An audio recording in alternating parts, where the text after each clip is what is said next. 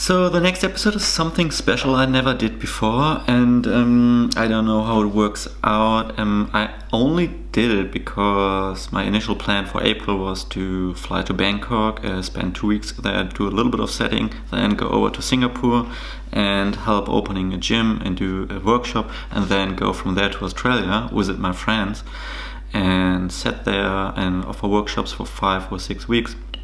Then come back to Germany, but now everything changed, and in the situation right now I'm talking to all my friends from all over the world, and we just take a look at what's happening at their side of the globe. So this episode is just interviews with friends of mine all over the world and what they are dealing with right now, what the gym situation and the climbing scene is right now over there. This is in no way something political or whatever. This is just slightly informal. I wanted to point out that freelancers have to suffer a lot, but honestly, while I conducted all these interviews, I've seen that not only freelancers, of course, everyone suffers, and our whole industry suffers. We all suffer, but we all stick together. And sometimes it was really sad, not only because I couldn't travel anymore, but also because there are so many people and businesses and so much love and dedication involved. So yeah, thank you for everyone who took the time to talk to me, and thank you for your time watching the video. And it's nothing really to enjoy, so enjoy. If you haven't done it yet, follow this channel and take a look at the other videos. I'm Nikki. Have fun. Let me know what you think of this and what you want to know. We start with my dear friend Dan. I used Zoom for this interview. They must go pooh. So the sound quality might be slightly off sometimes. I try to adjust it, but okay, let's go to Australia first. My name is Daniel Gordon. I'm the head route setter at Urban Climb in Australia. We have 4 venues across the east coast of Australia at the moment, and as of Monday midday, we had to close our doors. Yeah. And you're still smiling, but it's not a happy smile, right? Yeah, I guess it's bittersweet. Like, we're doing the best we can. It takes a lot for me not to smile. I'm usually pretty happy or can see a lot of silver lining in every situation. So yeah, it's a little bit bittersweet because we've been, obviously had to stand down a lot of staff who we've been with the company for a long time, and that's been really, really sad. But we're doing our best to remain proactive and still looking after the community. We've launched our Urban Climb Online, which is our coaches and some of our trainers recording video content like exercise and yoga for our members still, just so people have something to do during the lockdown, and also so people can look after their mental health and still feel connected to the community. So yeah, really, really sad, but I also think this will lead us to innovate, be proactive, and probably come out better on the other side. When it comes to setting, like I initially started this interview this interview episode because I wanted to know what it is like for other freelance setters. Because I know in Germany there's a crowdfunding for freelance setters. Do you have any freelance setters in Australia, or do you just work with your in-house team? Yeah, so we don't currently have freelancers. We had a full in-house team made up of probably about 3 casuals, 7 part-timers, and 5 full-timers. And developing this team over the past 10 years has been a huge focus of the business, and I think that's why it's like, yeah, really hard, really sad, really hitting home right now, because we did everything as a team together. Like, we woke up, had breakfast together, sometimes have lunch together. We set as a team. We go to each other's houses and train together, exercise in the gym together competition together for so long. So now to be separated and I think for the first time feel really like your main skill set isn't so applicable in the current climate is really, really taxing, really hard mentally, I think, for route setters. They probably feel right now like they've lost a lot of their purpose and that'll affect their mental health. So yeah, we're a really, really strong team. Yeah, we did a lot of stuff like team trips together. Yeah, and for the next little while we won't be together, but this week I'm working on ways where we can still keep communicating together. And tomorrow night we might have a virtual barbecue where everyone will buy the same sausages, vegetarian, vegan, or meat, and we'll have a barbecue online via Zoom. By the way, Zoom must be doing well. So, and what are the setters who had to lay off their work or had to get laid off? And what are they doing right now? Are there like any government help systems or? Yeah, so we're pretty lucky in Australia. I don't know what it's like in other countries, but I'd consider that we're pretty lucky because we have a Centrelink, which is a government support system in general everyday life, which helps people with some money when they're unemployed. And as of last Sunday, the government released a stimulus package, which would basically, like, because of the COVID crisis, reach out and help casuals, part-timers, full-timers who lost their job due to the COVID-19 situation quite a bit. So I think they are still going to be entitled to take home about 1,100 Australian dollars a fortnight, which is enough for you if you're sitting in a house lockdown, like with nothing to spend your money on anyway, probably to live for a little while. And the second part of this package, which is probably quite helpful, is that it will take a lot of the financial stress off the businesses from needing to keep paying their employees, although they would like to. It should help them spread their cash further and hopefully just see us out the other side. So I'm not sure what's happening in other countries, but that's where we are at the moment. Yeah, it's been really sad the past few days, but we've been helping our staff make sure they have all the right documentation, knowledge to access the government support. Being obviously really crazy for the government too, because everyone usually has to line up to access the Centrelink system. So the idea of socially distancing, but also needing to be in like 1,000-person queue is a contradiction. So they've been trying to get access to people online, and I think it's changed as of yesterday that you can call in to identify yourself to the government if you need the support. But that's where we're at.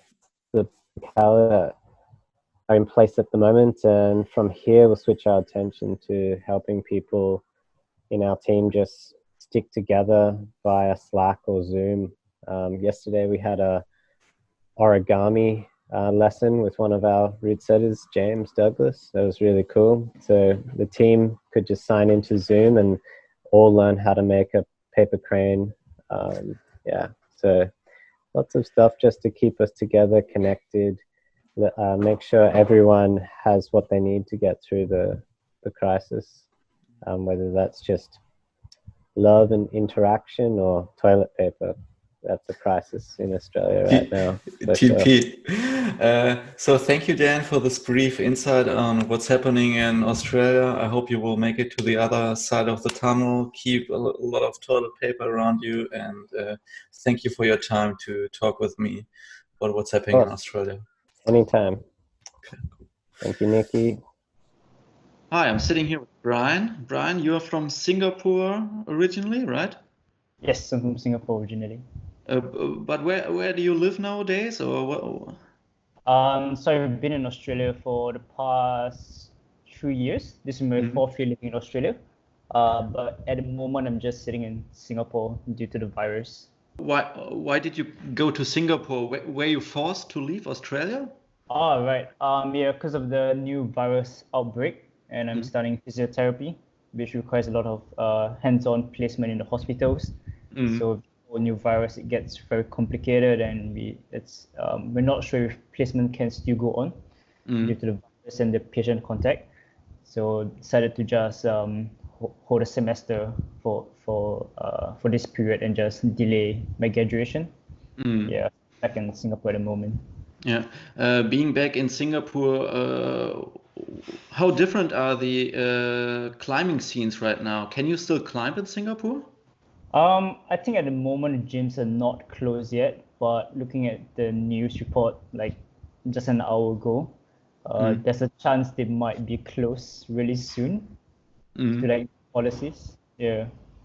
Okay, and how do you like? I read some articles about Singapore that you're not fully in control, but you can still see some of the infected people, and these people are not allowed to go. What's happening over there? Can you talk me through it a little bit? As in regarding people who have the case or Mm, just yeah, how yeah, it's yeah. happening.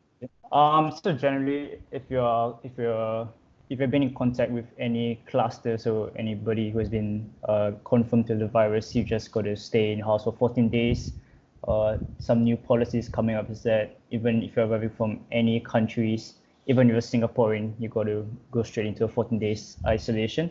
Mm, But I think it's pretty well handled because Singapore was actually I think the third country to get hit by the virus like 3 4 months ago, mm, and we're in a very unique position where Singapore is just a very small island, right? With probably one of the highest condensed population per square meter, I guess. mm, So yeah, it's pretty good that the spread hasn't been as drastic as most other countries, despite being exposed to it one of the longest period. Yeah. mm. Have you heard of any infected people going into some of the bouldering gyms in Singapore? I heard like Yeah. I think this one really recent. I think about 3 or 4 weeks ago. mm, I think it's one of the climber at one of the local gyms at B Plus had the mm, virus. Not too sure the full story, but I hear he was already had the symptoms. But when you mm, climb from that gym to another mm, gym, more climbers had it, and I think it was one of the picking point where because climbers are such a tight knit community, and I think it was a good chance that it could spread to almost the whole climbing scene, right? Because it's such a small community. mm, Yeah, so I think so far, I think 3 gyms has been affected. So mhm, B plus, Climb Central, and Fit Block as well, and it was all from the same individual. So there's like mm, a potential cluster growing that we might not even know of. Yeah. mm. What kind of measurements have been or were taken after this? Do you know that? Anything about this? I think for B plus they had to close for about a week or two. I'm not too Mm, sure. But there's tips of disinfection procedures going on. And I think even before this came out, I think some gyms had a policy where you had to screen your temperature the moment you enter the gym as well. mhm, So I think now more gyms are stepping up on that already. mm, So yeah, so I think as a climber, I generally I would still feel safe to continue climbing at this point of time, just because there's a lot mm, more measures stepping up to make sure, like the screening at the counters, they're keeping a distance away as well. So yeah. mm. It sounds like, or regarding the articles I read and the videos I've seen, it sounds like Singapore, South Korea, you're way more advanced in testing people and like just tracing people also where they have been and how they feel right now. Would you say this is true comparing it to Australia right now? Uh, yeah. I think it's yeah, like I said earlier, we were exposed to the virus, like we're one of the first few countries, and I think it's really good that the way the government has handled it with the policy and the screening and everything, we've kept it down really low. The whole tracing thing is really good as well because I think even within a day you will know where the clusters were at. It can start tracing, were you in a close contact, or should you avoid certain places or certain people, I guess, who are involved in the classes. So yeah, I think there's been really good measurement in place, and testing and treating as well. So maybe it's too early to say, but I think so far we're one of the lowest rates for being exposed, one of the earliest, and relatively one of the lowest death rates as well. So yeah, I feel pretty confident in what we have in Singapore at the moment. That's good to hear. What do you think about the Australian climbing gym scene? Maybe do you think they will suffer a lot? I think it's so actually for me personally, one of the reasons why we decided to come back to Australia last minute, so we just thought of it last night only, was that there was a sudden closure of gyms, and I think on the news, I think the minister said was at least 6 months or 8 months, and that's like a really long time. So I think the gyms will get hit really hard. I mean, your rent is still going on, and there's so much cost that's involved in the gym, and to be shut 8 months without any revenue, it's going to get a really big toll. So yeah, I think Australian gyms might get hit really hard due to the forced closure for like possibly 6 to 8 months. Yeah. Okay. Thank you, Bryan, for taking the time, and I hope you stay safe and well, and I hope you can continue climbing in Singapore. Yeah. Yeah, so my name's Jackie, and I'm one of the owners of Kilter with Ian Powell. I'm also a route setter. I've been in the industry since 1998, setting, and then Kilter since 2013 when we started. We really started in earnest in 2014, but the first sets were from 2013. And how do you feel the things happening right now? What kind of an impact do they have on your personal and on your business life right now? I mean, it's been crazy. All the gyms closed immediately, basically. So any gym, as a supplier to climbing gyms with climbing holds, climbing holds are the first thing that get cut in a gym budget, is the hold budget. So we're finally getting to be in a place in the industry where there was some stability and people were regularly ordering holds and understood the importance of holds for a customer experience and the look of the gym. And, people were getting the World Cup holds, and it was the holds that are going to be in the Olympics. And it's really been a really fun time. And it basically just ended overnight. So now we are pivoting, and as I'm sure other hold companies are, to focusing on what we can do for home wall customers, because everybody wants a home wall because no one can go anywhere to climb because everything's closed, and they don't want to be like exposed even if they did go somewhere. So we're working on those products. We've been doing a lot of home wall sales. One of the things we're trying to do is partner with gyms. So we actually have a program where gyms can get a code from us, and then their active members, so people that are still paying their membership at the gym, can use that code to get a discount on our site. So that way the gyms can provide something for their members, and the members can still participate in climbing even when the gym is closed. Because we know that we have a home wall, we also like to go to the gyms. I think that having a home wall doesn't make you not go to the climbing gym. It just gives you another outlet, basically. So I don't think that it's, by the time gyms are reopening, I think people will be psyched to be able to go to the gym, but also still enjoy having their home wall or their hangboard or whatever kind of setup they come through at this time. What's your feeling about the government and the news? How you received it, and do you feel you get any help right now for your business? No. Right now it's super. Our government is providing mixed messages. Everything's pretty unclear. There's some economic help. We haven't yet been declared a disaster area, or at least as of last time I checked, which was like yesterday. So they may have included our county by now. Other people in our industry that I've talked to here that have been through something like this before said it takes months for that to actually come through. We have to figure out what we're doing with all our employees. We're trying to take care of our employees. We don't have very many employees. The stimulus package our government passed is supposed to be for, if you have, I think, more than 50 employees is what they were talking about. I have not looked at the final. I just went last night. We don't have 50 employees. We have 6 or 7 people that are here most of the time, then maybe another 2 or 3 that work with us sometimes. So we don't want to just drop them on their butts either. And so we're kind of in a position where we don't know how long it takes for unemployment benefits to start coming through either. So we want to try to help them ease into that transition if we do need to lay them off. Ideally, we don't need to lay them off, but also we want the business to survive. So it's definitely, we're doing a lot of research, and the news is changing daily from the government and from what's available. So we're just trying to make the best choices we can make to try to get through this. You know, once gyms start reopening, they're still not going to order holds for months probably because everybody has to recover. So for the hold companies, this is definitely a really scary time. Do you feel did you reach out to other hold companies? Like, do you feel there's a kind of like like a community when it comes to problems like this? I've talked to a couple of people. I've actually talked to more gym owners and hold companies so far. I think there's a number of hold companies that are not the primary income of the owners. Like with Kilter, this is Ian and my whole life. Like we have part of our business behind the house, and this is all that we do. I think we're in a slightly different situation than some other folks. Yeah, I haven't done a survey. I should have done this stuff before we talked. I don't know if anybody has a real projection yet what their life is going to be like in a month or 2 months. Yeah. So what's it like? People are still allowed to do like outdoor sports, or they still do it?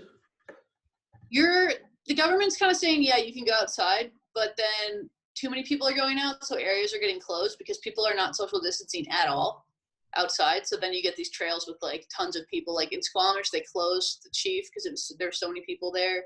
In Boulder, multiple people were posting photos of like hundreds of people. And in Seattle, I saw a photo from a friend.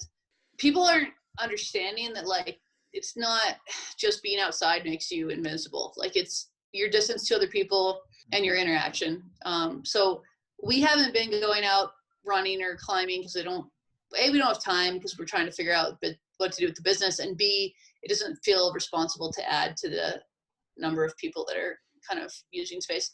That said, I really think the outdoors is very valuable for mental health, and we have nice weather like this. I don't blame people for going out. I just hope people are responsible when they go out and try to keep space from other people. Looking to the future, it doesn't seem that bright, but how do you feel like personally, like about the outcome, hopefully after this crisis? It doesn't seem that bright. It's like the understatement of the day. I feel like it's eventually, I mean, my hope is that we in the industry, the climbing gym industry, through whatever means of help we can all provide each other, other hold companies, other climbing gyms, CWA is doing a lot for climbing gyms. All of us work together to get through this, to float enough to get through this so we can start to recover. And I do think we will recover. I think that our sport, as we know, it's an amazing lifetime sport. So I think, and I think people would like to remain members of their gym, but not everybody's financially able to do so. So like I was saying about trying to help the gyms, we're going to let them give people a code at their discretion. So if they have customers who are like, hey, I want to be a member, but I can't afford it. Can I give you $10 a month?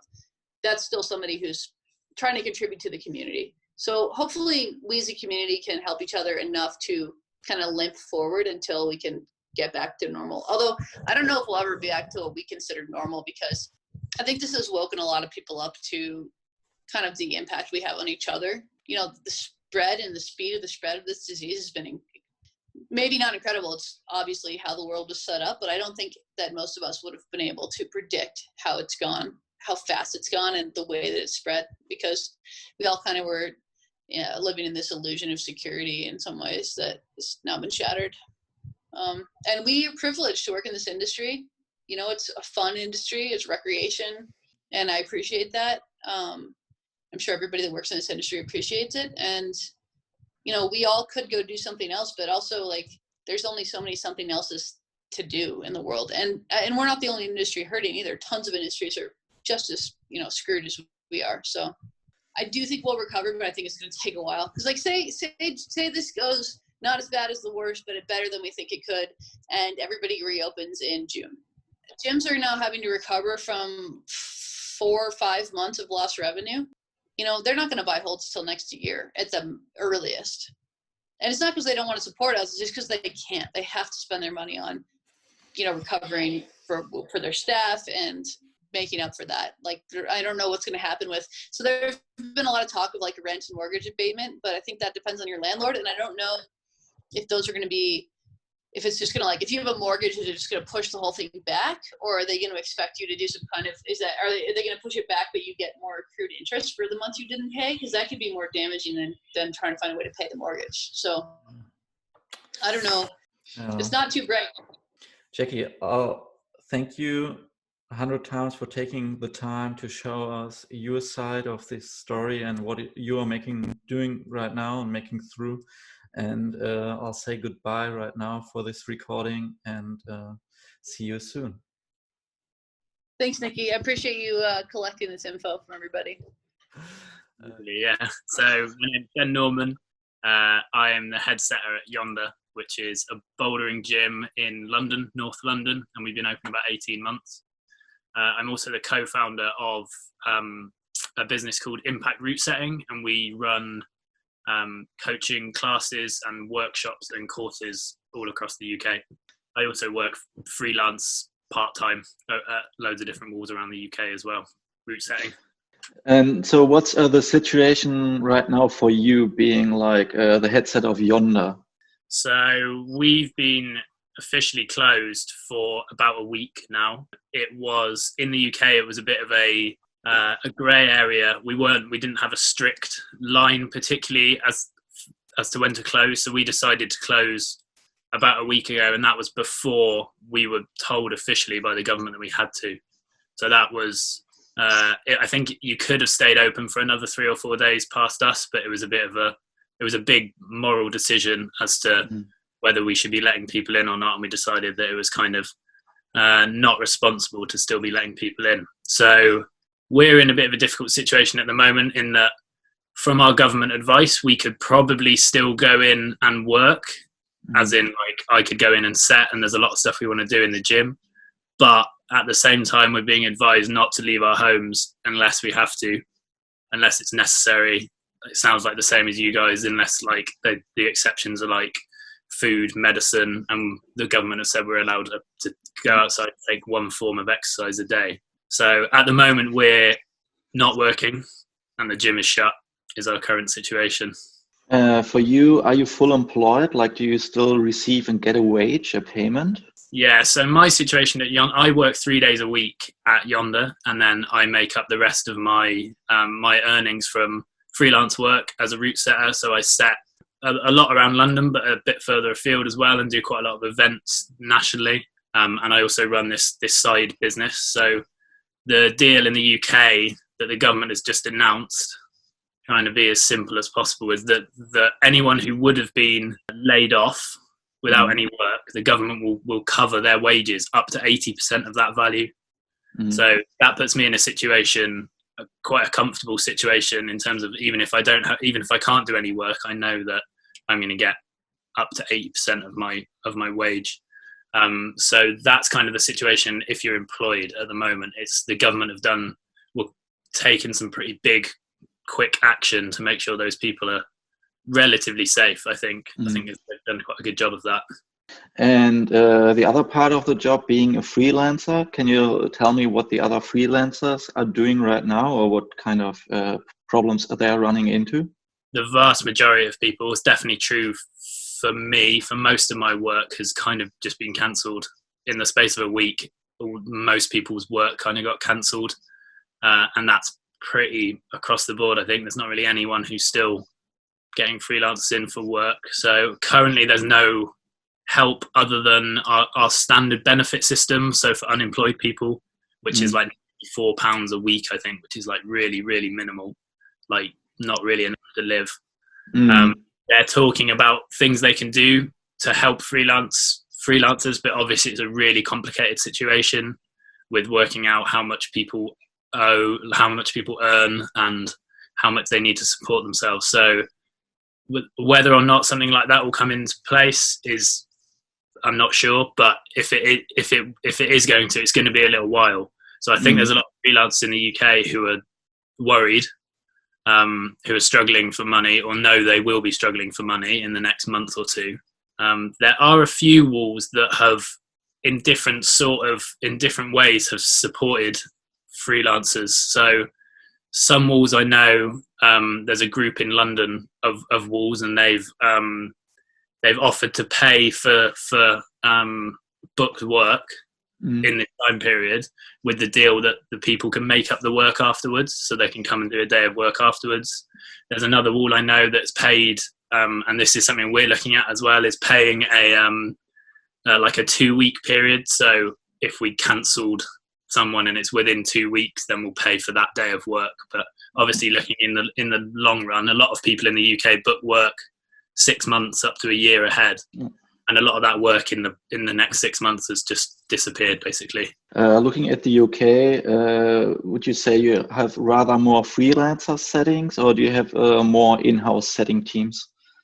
I think we're quite, and yeah, it'd be interesting to see what it's like in Germany. But in the UK, it's pretty heavily freelance. I think a lot of the people who I would consider the kind of like the best and the most sought after route setters mainly work freelance.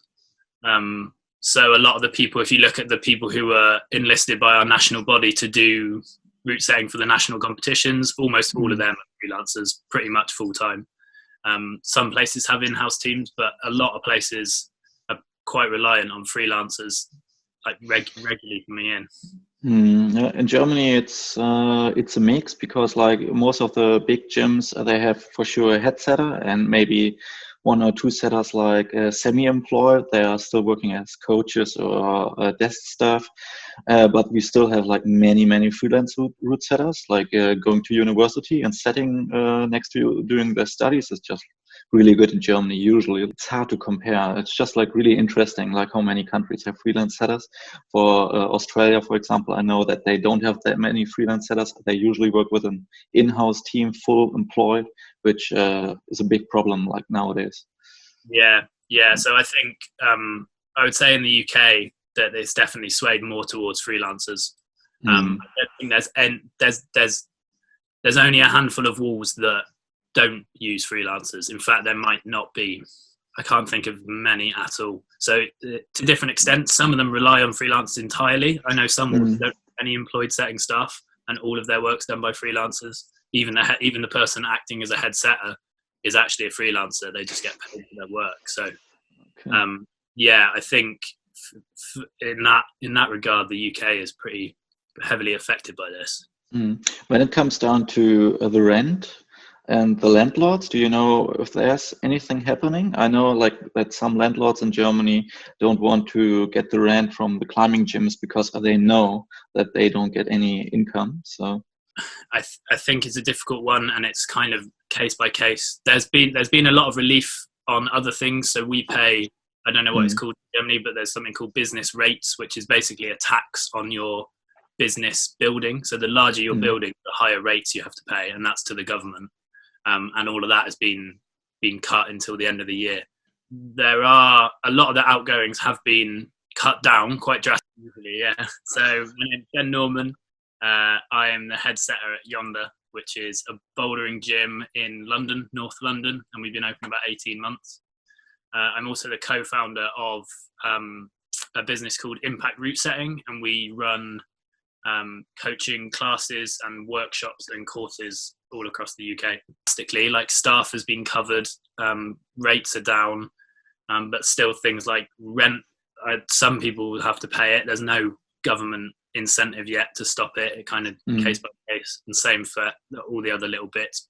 The bills and utilities and things are still there. So I think compared to the situation everyone thought they might be in when we first realized we were going to be closed down, it looks better now in terms of like the survival of climbing walls.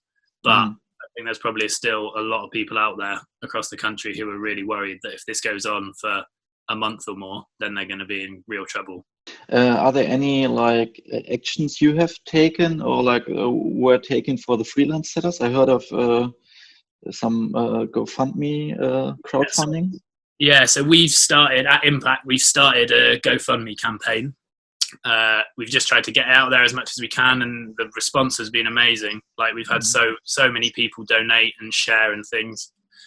So what we're offering for that is we're going to take, when the campaign's finished, we're going to take a random selection of 10 people, and they'll be invited to a free route setting course that we'll run whenever it was up and running again. So that we've had a little target on it of £5,000, and it's nearly at 3,000 now. It's at 2,800 or something, which is really good. And we're also asking people to apply if they're in a situation where they're freelance and they've lost a lot of work, and we find out a little bit of information about them just to make sure that we're splitting the money between the right people, and we'll ask for just a reference just to check on everything, and then we're just going to split the money when the campaign's over between the people that have been seen to kind of need help the most. A lot of people who are struggling with rent, or who are supporting families or elderly people. So yeah, that's kind of the idea. So that's still running at the moment. We've also just started just yesterday we released a t-shirt campaign, and 50% of everything from the t-shirts will be donated to the fund that we're running as well. So people can go out and buy that. There's a link to that on our Instagram and stuff. And people can go out and buy that, and 50% of all the profits from that will donate to the fund as well. Thank you, Ben, for taking the time and showing us what's actually happening in the UK, or just a little insight about what your situation is. And I hope you will get through these dark times and see the light at the end of the tunnel. Thank you. Thanks for getting in touch. Hi, Nikki.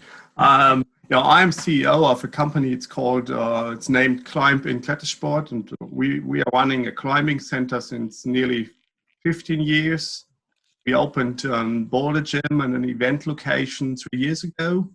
Yeah, I'm associate editor of the Routesetting magazine. Maybe a few guys of you have read a few articles of that I've written in the last 2 years. I'm working closely together with Vertical Life. Mine together with a couple of friends.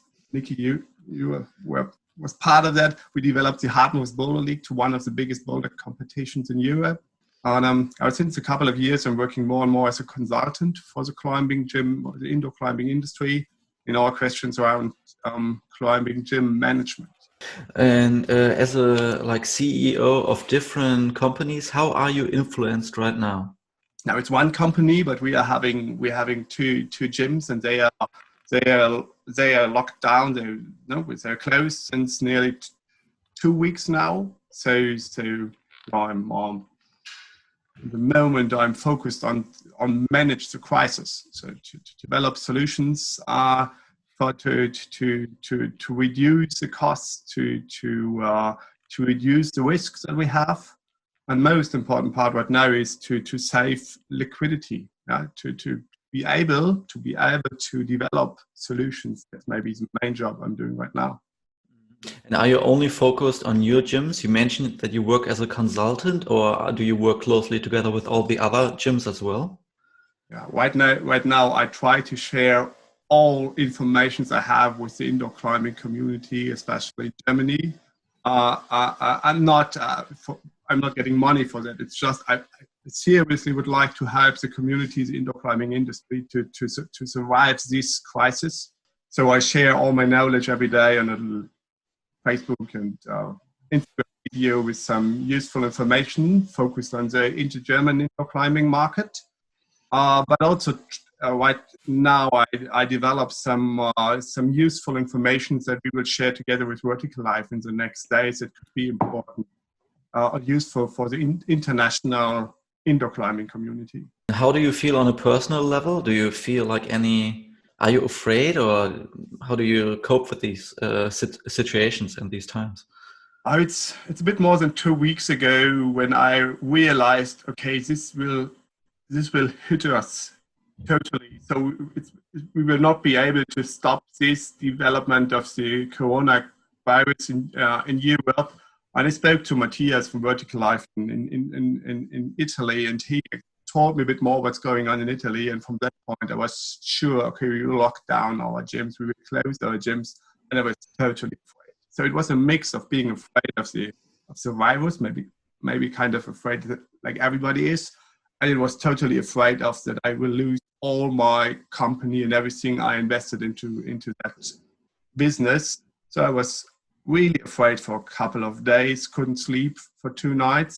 And then it changed. Then I felt a bit like, okay, now I have to force this crisis. I have to work active against this crisis. So I was totally motivated to go for that. How was the communication with your employees, like with the people who work for you, and how close are you in contact with them? Yeah, we send them emails every 3 days. So I think it's now, especially today, time for send another email to give them information what we are doing right now to save the company and to save the jobs they're having. And that was maybe the hardest part at the beginning to communicate to your employees that you have to shut down the business and they will not have any work to do for the next couple of weeks.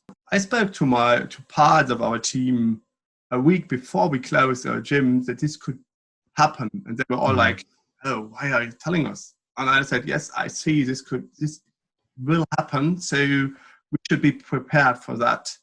And that was good that we had this kind of open communication to us.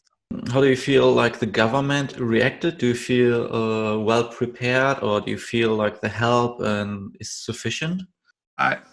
It's a big. I had a lot of doubt. I was not sure if there will be so much help from the government, but I was sure that they also need time to develop solutions. So what we can see here in Germany right now is that they develop solutions for especially for smaller companies. So it's able to get directly money from the government that maybe supports many gyms in the next 2 or 3 months.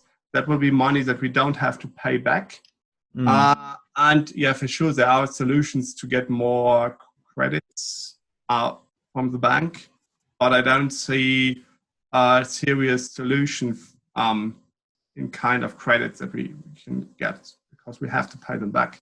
So. How do you look towards the future? Do you think all the gyms might survive, or do you think we will lose some members of our community?